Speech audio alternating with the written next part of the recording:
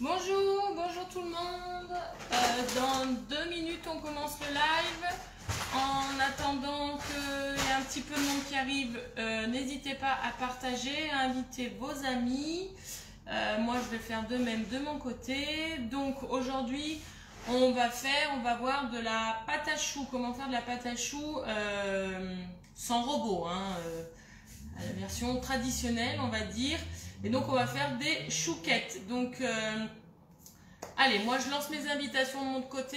Faites du même du vôtre le temps que ça soit 10 h et qu'on commence le live. Hop.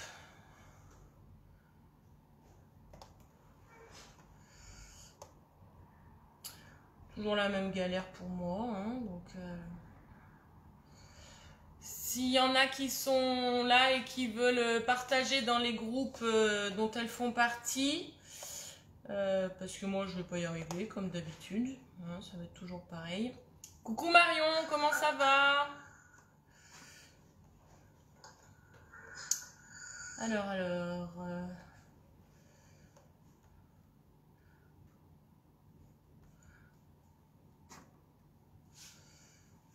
Allez, ça y est, je crois que je vais y arriver, dis donc. Partager dans un groupe. Donc, allez, dans une petite minute, une bonne minute plutôt, on va commencer. Hop, hop.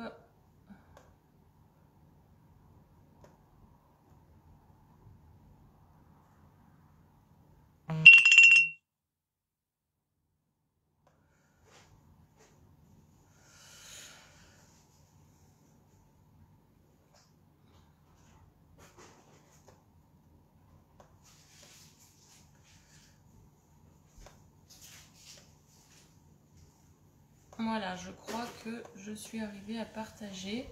J'ai compris de mes erreurs de l'autre fois.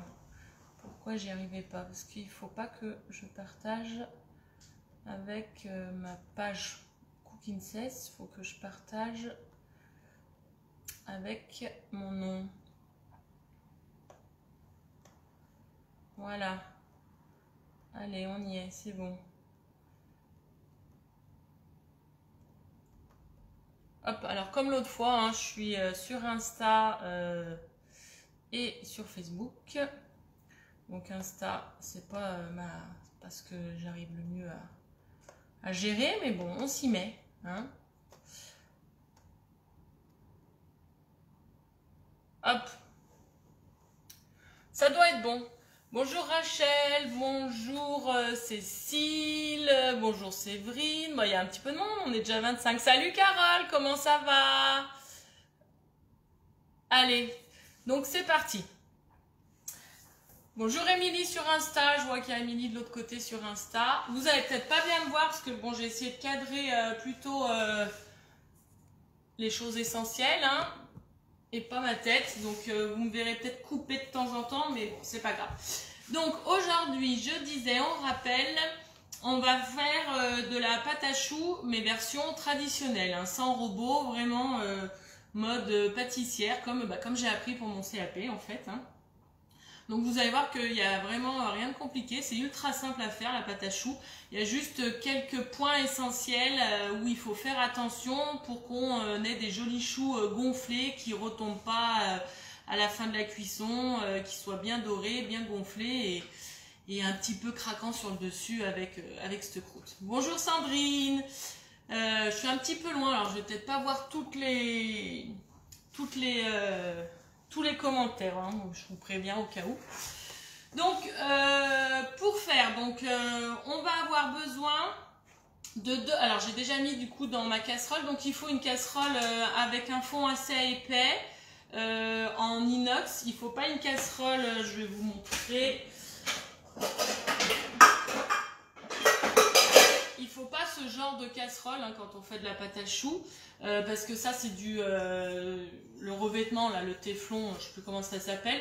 Quand on frotte, on peut abîmer le fond de notre casserole et puis surtout ça va se détacher en fait et du coup ça va faire des particules dans notre pâte à choux et puis on veut pas ça quoi, hein, tout simplement. Donc voilà, on utilise plutôt une casserole en inox ou en fer, hein, qui donc va pas s'émietter, on va dire. Donc dans ma casserole, j'ai déjà mis 250 g d'eau, 100 g de beurre et 3 g de sel. Alors on peut, si on préfère, faire 125 g d'eau et 125 g de lait. Personnellement, au CAP pâtisserie par exemple, la recette qu'on a souvent, c'est 125 g d'eau, 125 g de lait. Personnellement, je trouve que la pâte à choux est plus facile, enfin se tient mieux, reste plus gonflée quand on n'utilise que de l'eau. Donc moi, je mets que de l'eau du coup. Voilà. Donc je répète, 250 g d'eau, 100 g de beurre et 3 g de sel. Donc on va porter ça déjà, enfin pas tout de suite à ébullition, en fait on va déjà faire fondre le beurre. Donc c'est pour ça que vous voyez, moi je l'ai coupé en petits morceaux, c'est pas un gros bloc de beurre, hein. Donc on va faire fondre le beurre, mais justement sans le porter à ébullition. On va attendre que ça fonde tranquillement. Et à la fin, on mettra un petit coup de boost pour que il finisse de fondre entièrement. Mais il ne faut pas que le liquide, donc l'eau là, soit à ébullition non-stop. Pourquoi? Parce que sinon ça veut dire que ça va s'évaporer, donc il y a de l'eau en moins qui va être dans la recette et du coup ça peut fausser la recette parce que la pâte à choux, si on veut des jolis choux, c'est quand même assez capricieux et donc il faut bien respecter les bons dosages si on veut obtenir des jolis choux. Donc il ne faut pas que l'humidité s'échappe trop vite dès le départ. C'est pour ça qu'il ne faut pas que ça soit porté à ébullition. On attend que notre beurre fonde tranquillement et quand il est fondu, après là on met un petit coup de boost à ébullition, mais quelques secondes, hein, 3-4 secondes, histoire que ça fonde bien et on continue. Alors pendant que ça fond, je vais juste aller me laver les mains, d'accord? Parce que bon, j'ai touché plusieurs choses avant d'attaquer là de nouveau, donc bien sûr c'est important de se laver les mains. Voilà, je reviens.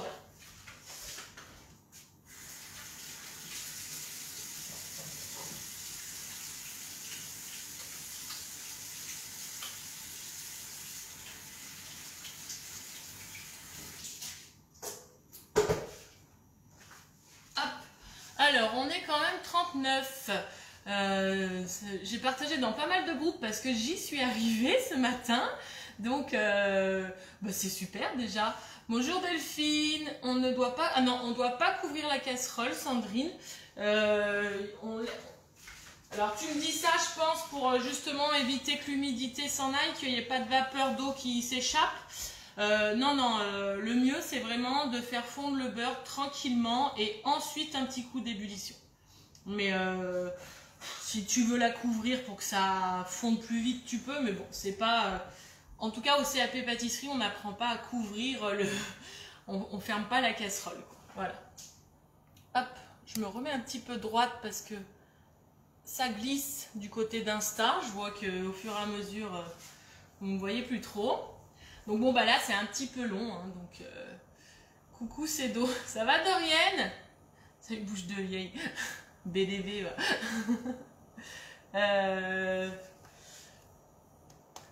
allez, on y est bientôt, hein.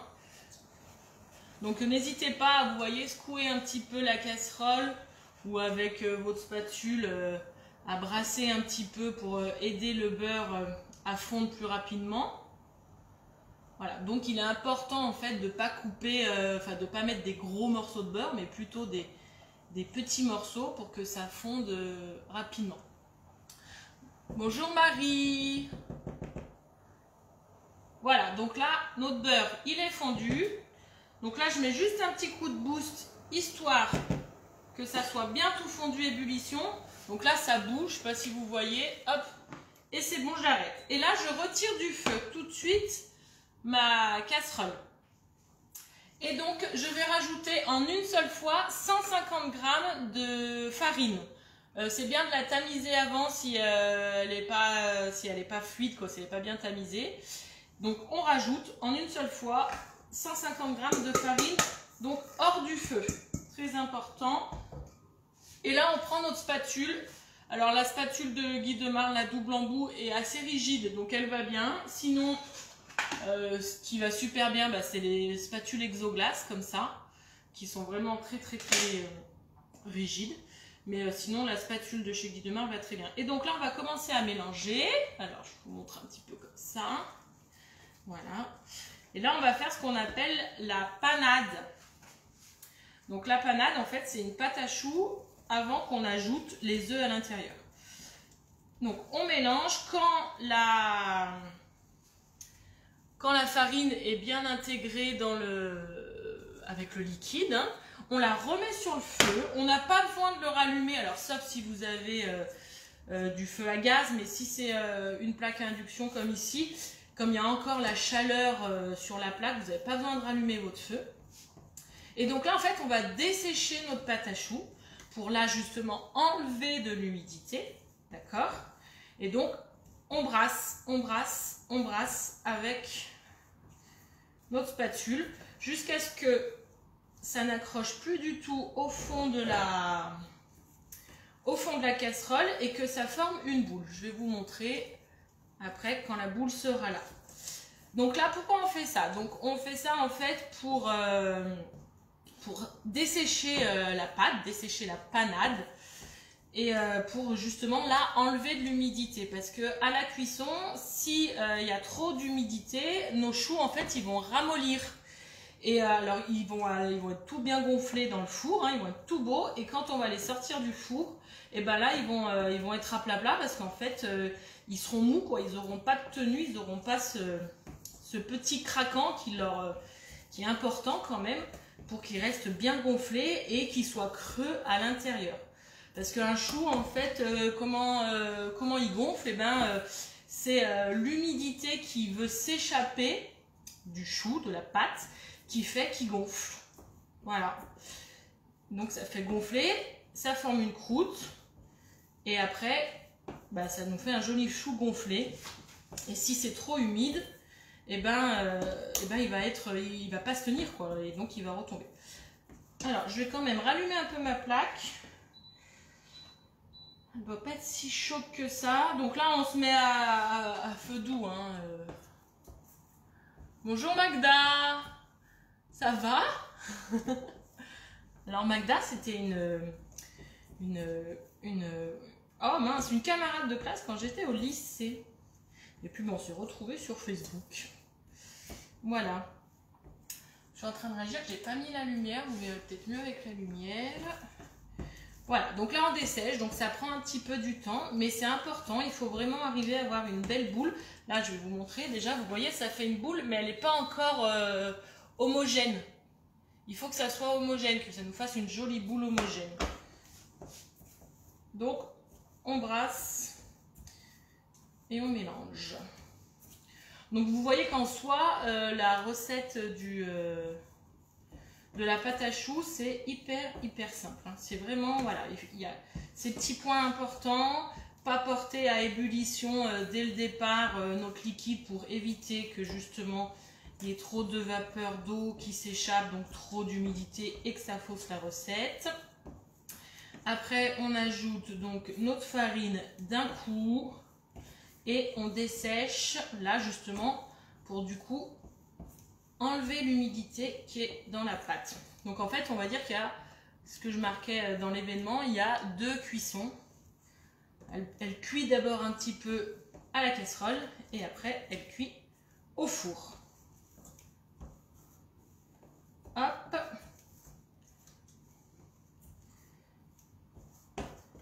Ça fait mal au bras à force, hein. Allez, on y est presque. Donc il faut vraiment que ça nous fasse une jolie boule. Et qu'elle soit bien...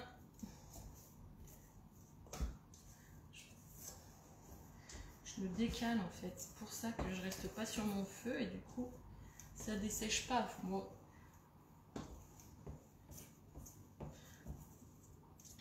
Et bien sûr après, alors là on va faire des chouquettes, mais on peut faire, hop, je redresse Insta qui est en train de se casser la figure. On peut faire des éclairs, hein, on peut faire des choux à la crème. Voilà, ça, la pâte à choux, c'est vraiment la base. Et puis après, vous pouvez faire des gougères aussi en ajoutant du fromage. Hop.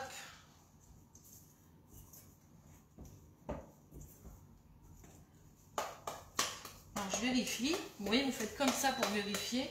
Mais c'est pas encore assez sec. Je vais changer de feu. Je serai moins galérée ici, là, voilà. Hop, voilà. Vous me voyez, vous voyez pareil, c'est bon. Allez. Parce que le petit feu là-bas, il n'est pas assez virulent. Je m'étais mise dans le coin en me disant que vous verriez mieux, mais bon. Salut Séverine! Coucou, t'as mis combien de farine, beurre et eau? Alors, donc, on reprend pour celles qui viennent d'arriver. Donc, moi, j'ai mis 250 g d'eau. On peut, si on veut, mettre moitié-moitié. Donc, 125 g d'eau et 125 g de lait. Ça, c'est selon nos goûts, selon comment on les réussit. Moi, personnellement, je les réussis mieux en mettant que de l'eau. Je répète qu'au CAP pâtissier, ils nous apprennent en mettant moitié-moitié, 125 g d'eau, 125 g de lait.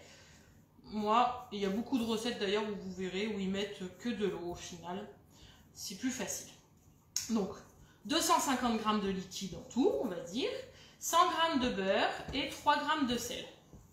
On fait fondre tranquillement le beurre qu'on a coupé en petits morceaux. On ne met pas un gros bloc de beurre à fondre. Quand il est fondu, on porte à ébullition 3-4 secondes, vraiment pas longtemps. Après, on enlève du feu et on met en une seule fois notre farine sur le liquide. Donc, on rajoute 150 g de farine d'un coup. On mélange. Une fois que c'est bien homogène, on remet sur le feu doux et on sèche notre pâte, notre panade. Donc, je rappelle, la panade, c'est la pâte à choux avant qu'on rajoute les œufs, en fait. Voilà, là, ça va commencer. Voilà, là, c'est bien. Hop. Vous voyez, là, j'ai une boule. Bon, alors, elle est ouverte au milieu, parce que je ne suis pas en train de bouler ma pâte. Hein, mais voilà, j'ai une seule boule homogène. Donc, quand on en est là, c'est que c'est assez sec. Hop. Donc, on prend notre cul de poule où il y avait la farine tout à l'heure et on verse dedans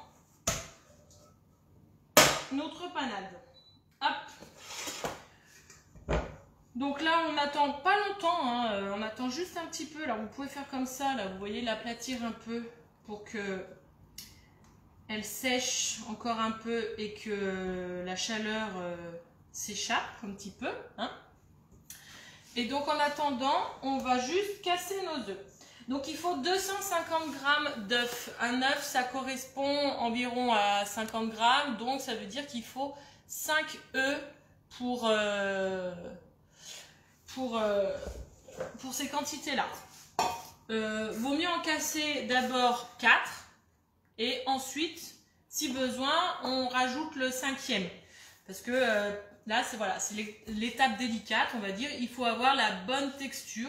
Il faut que la pâte soit ni trop liquide, ni trop sèche. Donc, en fait, là, on va la réhydrater du coup maintenant avec les œufs. Et donc, on va rajouter petit à petit les œufs pour voir la consistance. Et quand on a la bonne consistance, on s'arrête. Donc, des fois, avec 4 œufs, ça suffit parce que voilà, ils ne font pas tous exactement le même poids. Suivant notre recette, voilà, si on a plus ou moins desséché aussi. Pourquoi ne pas faire au robot? Alors, pourquoi pas faire au robot? Alors, on peut très bien faire au robot. Mais là, voilà, moi, je la montre de façon traditionnelle. Parce que déjà, c'est pas tout le monde qui a un robot. Parce que c'est bien aussi parfois de faire à la main. Et moi, personnellement, la pâte à choux, je préfère la faire à la main pour justement vérifier la consistance, la bonne texture de la pâte et que j'obtienne des jolis choux, parce que au robot, on n'est pas certain du résultat parce qu'on n'arrive pas à à vérifier aussi bien, je trouve, la consistance. Donc moi, personnellement, je préfère faire à la main, mais bien sûr qu'on peut la faire au robot. Ça simplifie les choses, bien sûr. Hop, donc, je vais casser, donc, dans un premier temps, 4 œufs, du coup. Donc, on les met tous dans le même récipient. Là, ma coquille, elle s'est cassée dans tous les morceaux. Hop, voilà.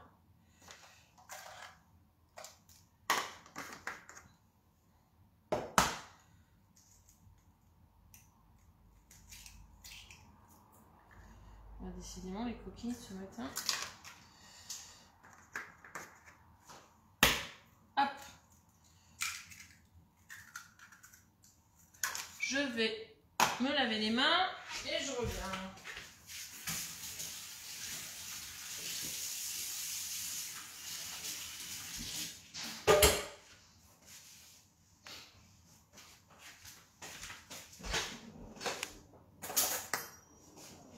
Donc là, on a cassé nos 4 œufs, on les fouette, on les bat. Voilà.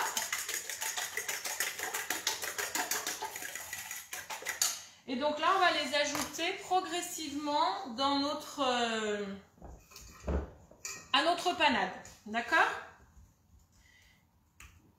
Donc, là, je mets juste la main pour voir si elle dégage encore beaucoup de chaleur. Si vous voyez qu'elle dégage encore beaucoup de chaleur, vous pouvez attendre un peu. Là, moi, ça va. Et donc, on va verser à peu près un quart de nos œufs. Hop, voilà. Et on mélange. Donc là, il faut bien mélanger jusqu'à ce que tous les œufs soient bien incorporés à la pâte. Il ne faut plus qu'on voie de liquide. Il faut que notre pâte, elle redevienne pâteuse. Parce que là, au début, vous voyez, ça fait du coup un peu des morceaux de pâte qui traînent à gauche, à droite. Donc, on mélange pour que justement, de nouveau, on ait une pâte bien homogène.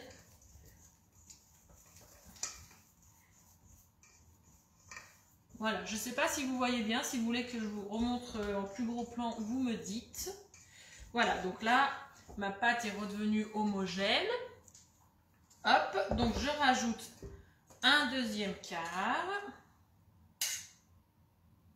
Hop. Et de nouveau, on mélange. Donc vous voyez, au début, ça me fait la pâte avec le liquide. Après, on mélange. Donc ça va me faire de la pâte qui n'est plus du tout homogène, vous voyez. Et donc, on mélange pour arriver de nouveau à avoir notre pâte homogène. Hop, hop, hop, on mélange.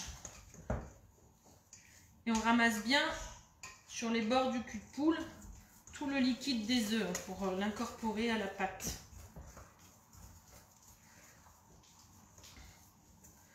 Donc là, voilà, c'est ce que je disais, il faut qu'on arrive à trouver la bonne consistance, la bonne texture de pâte. Et donc là, en fait, c'est pour ça que moi, j'utilise pas le robot, parce que je trouve qu'on arrive mieux à voir à l'œil. Donc là, bah, notre pâte, elle est encore trop sèche, hein, vous voyez, on n'arrive même pas à l'accrocher, elle vient même pas. Donc on en rajoute, ce qui est tout à fait normal, parce qu'il faut bien logiquement la totalité de nos 4 œufs. Hop, donc on rajoute notre troisième quart et on mélange de nouveau. Ça va, Bouni?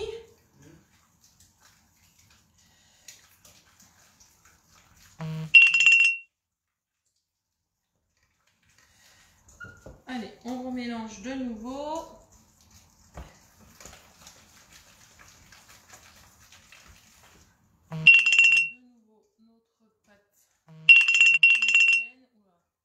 Ça sonne de partout.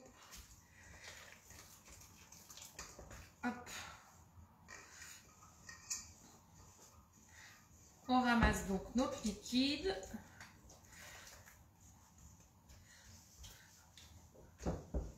Donc là, elle est toujours trop sèche. Ok. Donc pour s'en rendre compte, moi je fais ce qu'on appelle le test de la crête. Donc il faut que, là on y est presque, hein, quand je vois là la texture est plutôt pas mal. Encore un petit coup et ça sera bon. Donc en fait je plante ma spatule dedans, je tire et puis, alors attendez, je vais vous montrer, hop. Et là vous voyez il faut que ça retombe. Je sais pas si vous voyez, je recommence. Hop, j'ai pris un peu trop quand même. Il faut que ça, là, ça retombe, vous voyez. Si ça reste droit, voilà, je peux pas parce que c'est plus droit. Si ça reste droit en haut, c'est que bah, c'est encore trop sec. Si ça retombe trop rapidement, trop liquide, c'est que bah, on a mis trop de, on a trop hydraté. Ben voilà, Laurent, je suis en train d'expliquer la petite astuce. Donc si on a trop hydraté, c'est foutu, on va dire, hein, on ne peut pas revenir en arrière, on ne va pas s'amuser à rajouter de la farine comme ça ou quoi que ce soit. Donc c'est pour ça qu'il faut y aller progressivement quand on ajoute nos œufs. Et donc, la bonne consistance, hop, voilà, là vous voyez, ça retombe, mais pas assez. Donc on va en rajouter, mais un tout petit peu, vraiment pas beaucoup là. Donc là, je vais rajouter, voilà, hop. Donc vous voyez, il m'en reste quand même pas mal de l'œuf là. Hein. Donc, hop.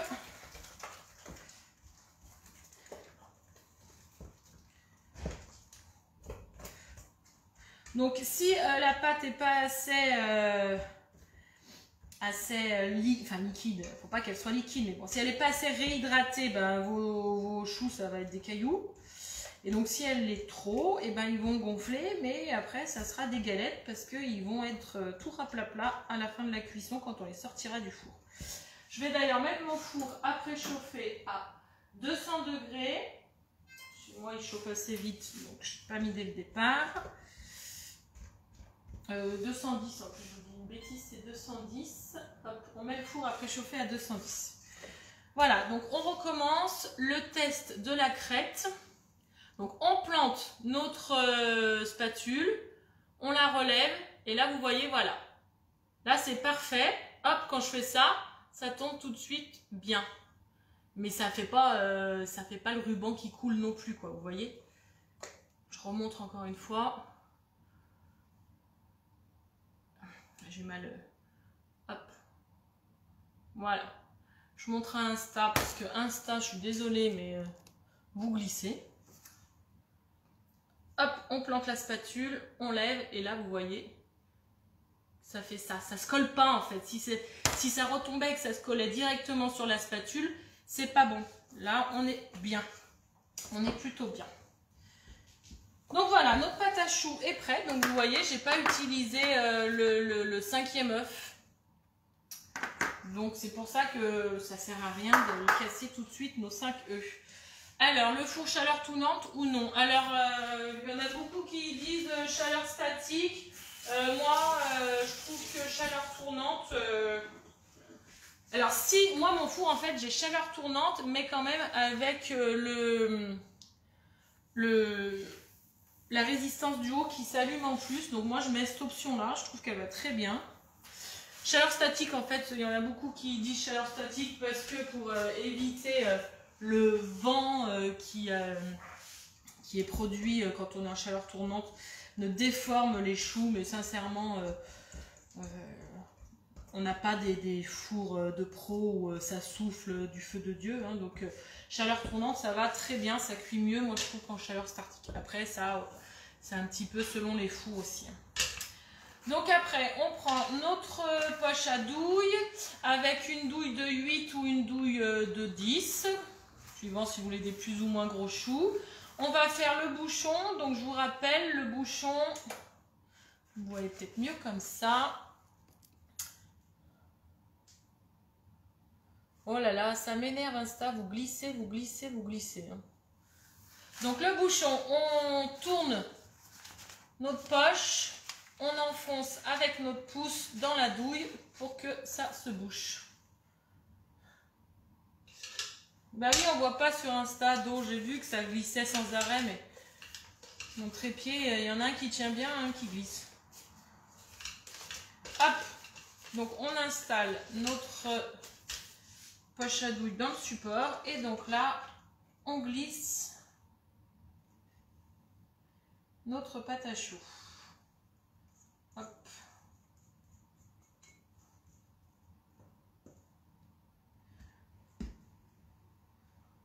Alors, là je vais remplir ma poche en entier. Si vous galérez un petit peu avec la poche à douille, vaut mieux, sauf si vous avez des très grandes poches à douille, mais sinon vaut mieux pas trop la remplir parce que sinon après c'est compliqué de presser correctement. Hop.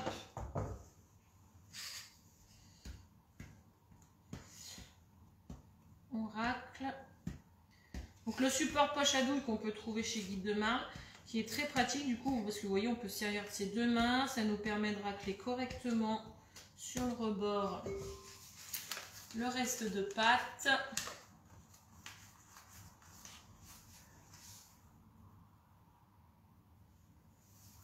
Donc tu peux me dire si sur Insta on voit là ou si j'ai mis pause parce que j'ai appuyé sur un bouton et je sais pas du coup. Donc voilà, là hop, je défais mon bouchon, je pousse un peu la pâte, je prends mon racloir pour pousser correctement la pâte. Je sais pas si vous voyez bien. Voilà, je pousse la pâte jusqu'au bout vers la douille. Voilà. Hop, et là je prends ma plaque. Donc moi j'ai pris la plaque avec la toile de cuisson macaron. Du coup comme ça j'ai les petites empreintes. Je vais baisser un petit peu que vous voyez mieux. Voilà. Et donc là on va pocher. Donc la poche, on fait la pince entre le pouce et l'index. Là. Après on tourne. Pour la mettre sous tension en fait, il faut que notre poche elle soit tendue. Si elle n'est pas tendue, si la préparation à l'intérieur elle n'est pas bien enfermée on va dire entre la douille et le nœud qu'on fait avec nos doigts en bas. Bonjour Sylvie, ça va pas aller quand on va presser, on va faire des gros boudins tout pas beau. Et donc après on pose le fond de notre poche, là, qu'on serre bien dans notre paume de main. Et en fait, c'est cette paume-là qui va nous servir à appuyer et à dégager la bonne quantité. Cette main-là, on ne va pas s'en servir pour appuyer. Elle va juste nous servir... Oh là là, accident de parcours. Attendez. J'ai fait tomber Insta. Je remets Insta. Voilà.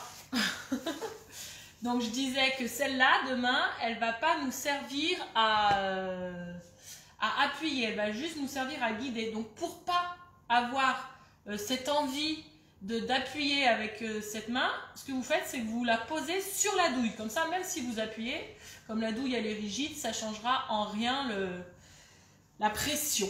Voilà. Donc on met nos doigts sur la douille de ce côté-là et le fond de notre poche bien... Donc serré hein, entre le pouce et l'index là pour faire le nœud et après bien posé sur dans la paume de notre main. Et donc on y va, on appuie. Hop. Donc on appuie et on fait la petite virgule pour stopper. On appuie donc 1, 2, 3, 4, 5 et la virgule. 1, 2, 3, 4, 5 et la virgule. 1, 2, 3, 4, 5, la virgule. Vous voyez? Allez, on y va. Je vais faire toute cette plaque avec vous.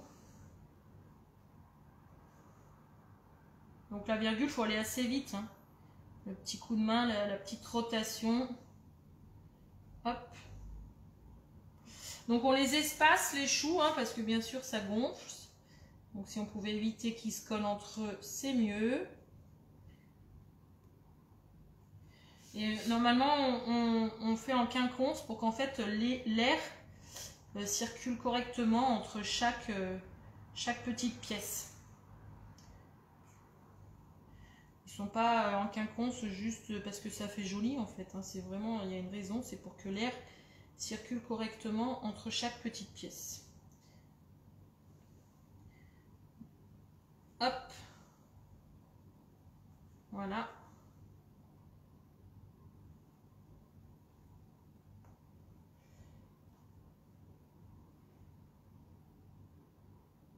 Et voilà, là j'ai fait ma première plaque de chou. Hop, je mets ma douille là. Et après, on va, pour qu'il soit plat, parce que vous voyez là, on voit, ils ont leur petite pointe, hein, ils ont leur petite virgule. Donc pour qu'on ait des jolis choux ronds, qui ne soient pas trop déformés, votre reste d'œuf là qu'il y a ici, vous trempez votre fourchette et vous faites une petite croix. Vous appuyez pas comme des fous, hein, juste une petite croix justement pour enlever cette pointe. Hop. Et vous retrempez de temps en temps. Alors il ne faut pas qu'il y ait trop de liquide sur la fourchette parce qu'il ne faut pas que ça fasse de coulures. Si vous faites des coulures, en fait, l'œuf il va coller sur la plaque de cuisson, là, sur la toile de cuisson. Et du coup, le chou, il ne pourra pas se développer correctement parce que il y aura comme de la colle en fait qui va le maintenir. Et du coup, il ne gonfle pas correctement. Je ne sais pas si j'arrive à bien me faire comprendre. Et on trempe dans l'œuf en fait pour pas que ça colle. Parce que si on ne trempait pas dans l'œuf, notre fourchette elle accrocherait à la pâte et on arracherait toute la pâte en fait. C'est pour ça qu'il faut tremper dans l'œuf. Hop. Donc en fait, vous voyez, à chaque fois je fais un coup à l'horizontale, un coup à la verticale pour que ça fasse un quadrillage et que ça enlève cette petite pointe. Et c'est ce qui fait qu'on a des jolis choux à peu près ronds. On peut aussi, si on veut, faire du craquelin. Donc la craquelin, c'est un mélange de beurre et de sucre qu'on met au congélateur. Après, on fait des petites emporte-pièces qu'on pose dessus. Et du coup, ça aide beaucoup à ce que ça reste bien rond. Merci Sylvie, super bien expliqué, merci. Après, on prend notre pinceau, on le trempe pareil. Il ne faut pas qu'il soit trop plein de liquide, hein, parce que sinon on en revient au même. Ça nous fait des coulures qui vont coller et qui vont faire que le chou ne pourra pas se développer correctement. Et donc là, on dore notre pâte, quoi, nos petits choux, pour qu'ils soient bien dorés.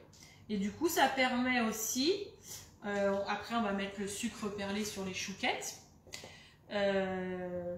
et donc ça va permettre à ce que le sucre accroche sur la pâte à choux. On voit beaucoup les gens qui mettent leur petit sucre et qui n'ont pas d'abord mis la dorure, et ça va pas parce que du coup ça n'accroche pas. Hop. Du coup, quand on remet un petit peu de dorure comme ça avec notre pinceau, si vous voyez qu'il y a encore un petit bout de pointe qui dépasse trop, vous pouvez aussi l'aplanir. On n'appuie pas comme des fous, hein. C'est juste histoire de dorer et de lisser la chose. Hop, voilà.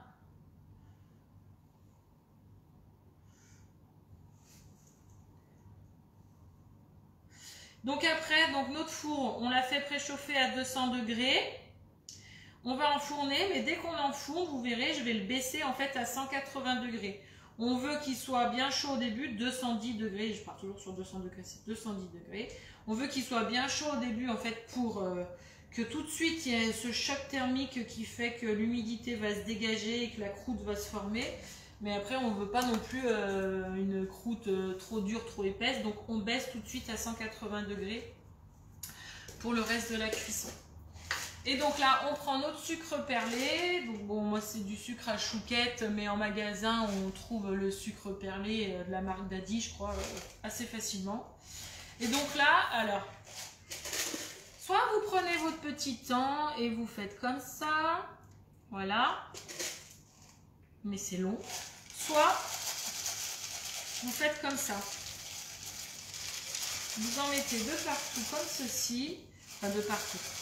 Surtout sur le premier tiers en fait, là. Voilà. Ok. Hop, hop, hop, hop. vous prenez votre plaque, vous tenez votre toile de cuisson entre vos mains, hein, et en fait, vous faites ça et vous faites sauter. Alors, ça en met un peu de partout, mais c'est beaucoup plus long, c'est beaucoup plus rapide. En pâtisserie, ils font comme ça. Ils ne s'amusent pas à parsemer sur tous les, les petits choux. Et après, ce qui reste, ils y ramassent et ils y mettent sur la plaque suivante. Ok? Là, vous voyez, j'en ai même pas encore mis assez parce que ma dernière rangée, elle n'est pas assez recouverte de sucre. Oui, ça va. J'ai un autre pot tout neuf. Donc vous faites comme ça c'est plus rapide. Ils sont bien gourmands normalement comme ça en sucre. Ah bah j'arrive pas à ouvrir. Prends mon couteau. Hop. Voilà. Voilà. Hop.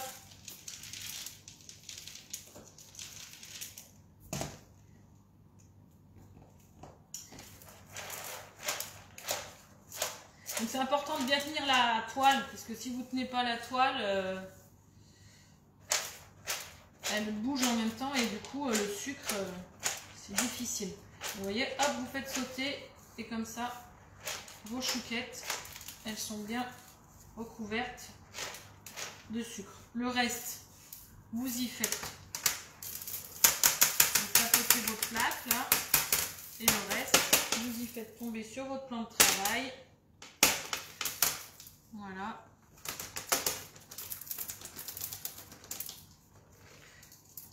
Hop, voilà. Vous voyez, ça vous fait des chouquettes bien garnies en sucre, bien généreuses. Et donc là, on enfourne donc dans le four qui a été préchauffé à 210 degrés. Mais on le baisse tout de suite à 180 et on va laisser cuire entre 20 et 25 minutes. Ça dépend les fours.